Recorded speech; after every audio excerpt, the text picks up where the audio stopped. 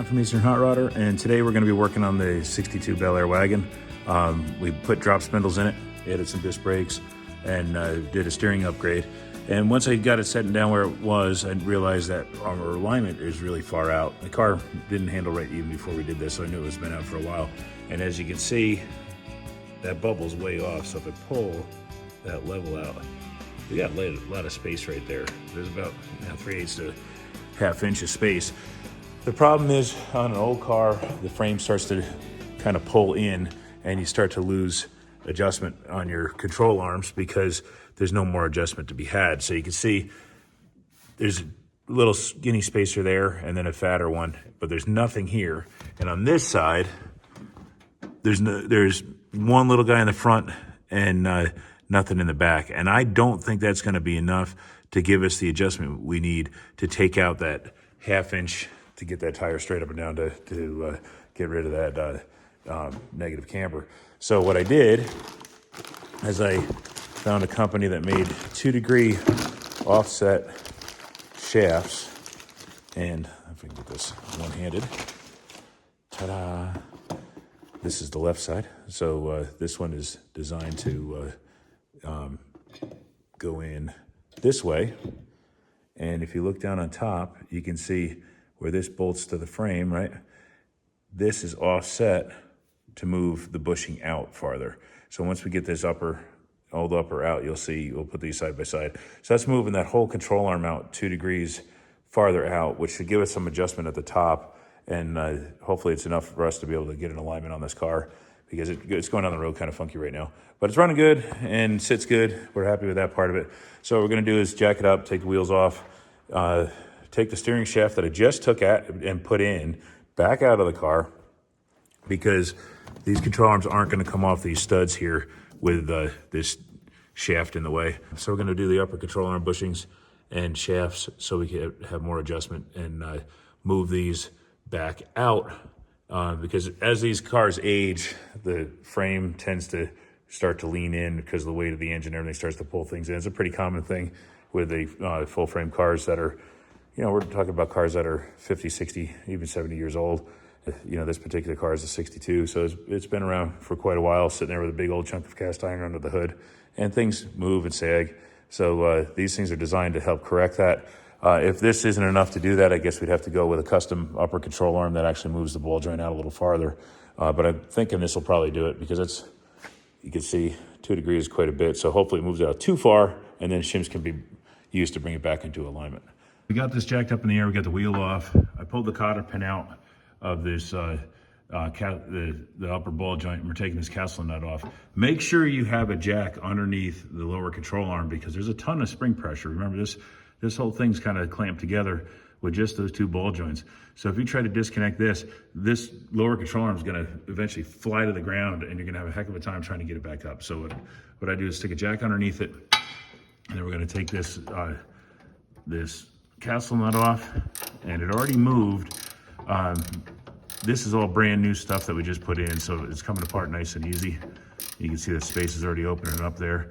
I have jacked this up, and it's still trying to lift the car. It's separating as I'm doing this.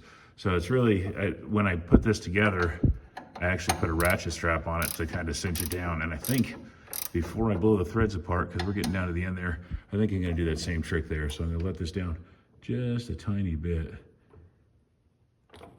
just to get it so it's sitting level again. And I take the pressure off it, and I'm gonna jack that back up. Just taking the weight off it, make sure your jack's good and tight.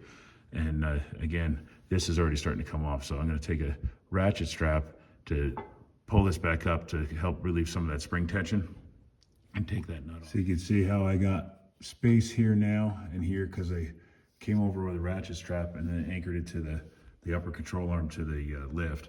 And then I still had to pump this up a little bit more to get take the weight off that upper control arm, or the lower control arm.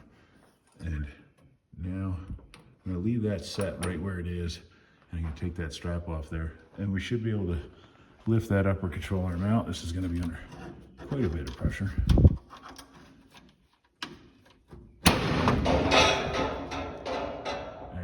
go.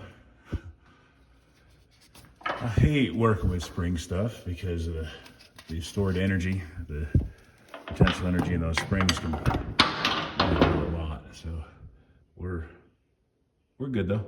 We're off, so I can now not worry about that. I'm gonna keep this, again, keep this jack right where it is, raise that up, and we're safe. And we'll be able to lower this car down, take that upper control arm off. So on this here, it's just an 11/16 nut to take off. And what we're also gonna do is keep track of the number of spacers that are where. I know it's still gonna have to go to the alignment shop, but this might have our tailwind, well, our other adjustments might be pretty close because there's nothing here, and I have 2 shims in the back. So when I put this back together, I'm gonna put those 2 shims back in the back.